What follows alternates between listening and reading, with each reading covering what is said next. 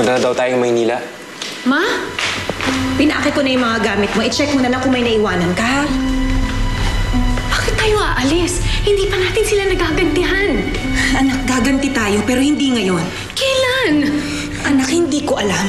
Ayokong umalis hanggat hindi sila nagbabayad. Anak, hindi tayo makakaganti kung pare-parehas tayong mamamatay. Naiintindihan mo ba?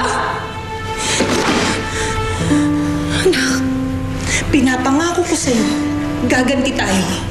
Maghahanap tayo ng mga kakampi. Babalik tayo rito, pero hindi ngayon. Hindi pa natin kaya. Ayaw ko kayong mamatay. Hindi ko kakayanin.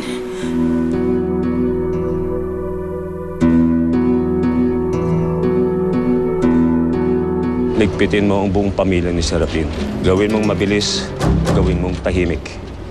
Ibaon mo ang mga katawan nila sa malayo, sa bundok, nang walang makalam. Walang problema, sir. Martin, pare, sensya ka nga ha. Sensya ngayon ko lang sinabi sa'yo. Ayos lang yun. Ang mahalaga ngayon, malalaman nila Lani ang totoo. Hindi na siya magagalit sa akin. Tama! At matutuloy na rin ang naudlot yung love story! Let's go! Paano wala namang ibibilis to?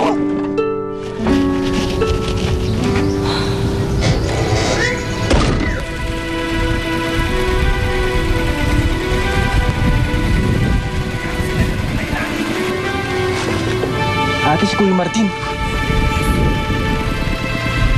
Hanggang ngayon, ikaw pa rin ang inibig ko.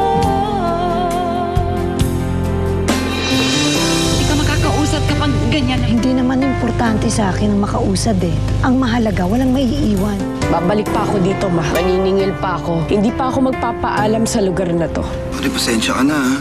Pagbintangan ka ng dahil sa akin. Mamimili kami ng pinakamagaling sa inyo. So, mamili ka na. Nakapili na po ako. Si Martin. Teka, hindi ako makapayag. Ba't si Martin na naman pipiliin mo? Hindi siya po pwede. Nangyayari sa'yo at nagkakaganyan ka. May gusto na ako makalimutan. Hindi trabaho ang solusyon dyan sa problema mo. Pumunta ka sa baryo, hanap ka ng babae. Laki sa hirap, kagaya mo. Sa may kapal